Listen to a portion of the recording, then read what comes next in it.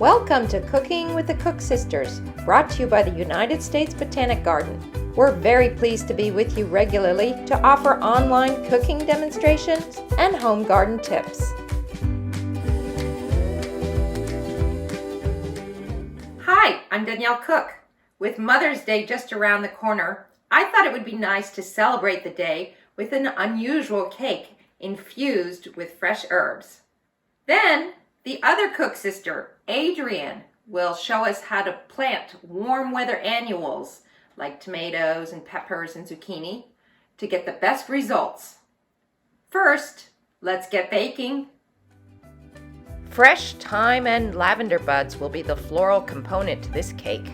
This is lemon thyme from my garden, and I'm removing the leaves by running my fingers along the stems. The thyme needs to be chopped, which you can do with a knife or with a mini food processor. The lavender needs to be ground into a fine powder. I'll use my mini food processor again for that. Smells amazing. Now we'll mix the dry ingredients: flour, sugar, the thyme and lavender, a little salt, baking powder, and baking soda.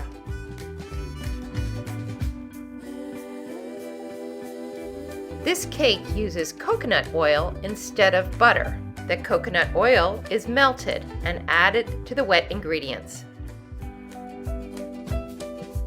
A little apple cider vinegar will help balance the richness of the oil.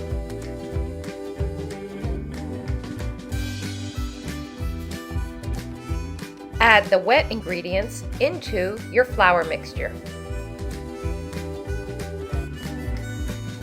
Mix the batter thoroughly and transfer it to a bundt pan.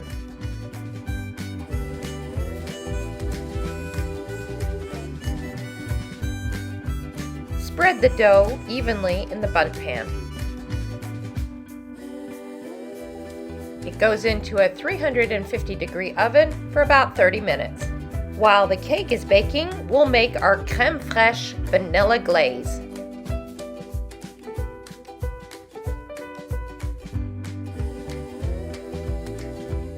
If the glaze is a little thick, you can add just a touch of milk. Ooh, the cake looks ready. Let's check. Yep, perfect. Let the cake cool thoroughly on a rack before you begin glazing it. You'll have extra glaze, but I like to serve that on the side with the cake.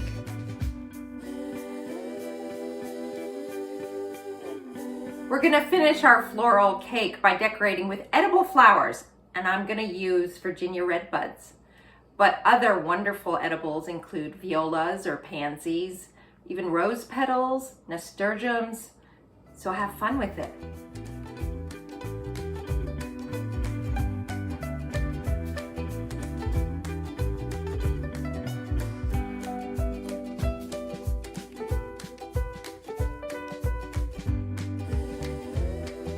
And now, let's go see Adrienne for some planting tips. Hi, I'm Adrienne. Welcome to my garden. Whether you're a mother or not, Mother's Day is still the main event when it comes to getting warm weather plants into the home garden. That's what we're going to be doing today. Me and my little red wagon that goes back 25 years. Let's get going. My first stop is the farthest away tomato bed. That's where I'm going to plant my zucchini plants. It's always a good idea to make sure your seedlings are well watered before removing them from the pot. The zucchini seedlings are growing two to a pot, so I'm going to have to separate them very carefully to not damage their root systems.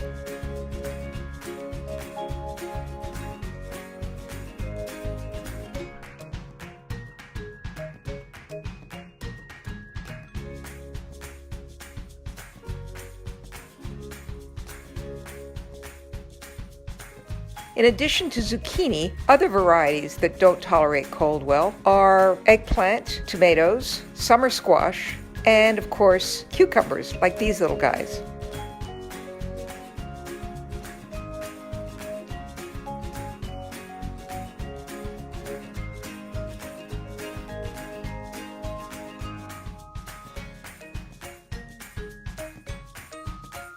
My last stop on this little tour is to plant my basil.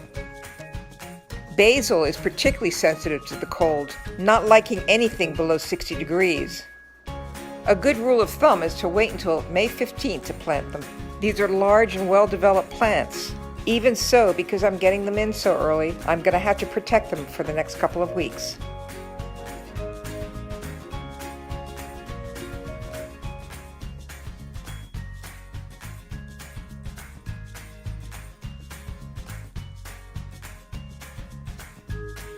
The last step when you're planting your summer seedlings is to give them a good watering. On a hot afternoon, they deserve a cool shower. Thanks for joining us today. Next week, Danielle's going to be bringing you a recipe using fennel and celery. And I'll be here in the garden again. This time, we're going to be talking about summer chores that need to be done before it gets too hot. So join us. See you next week.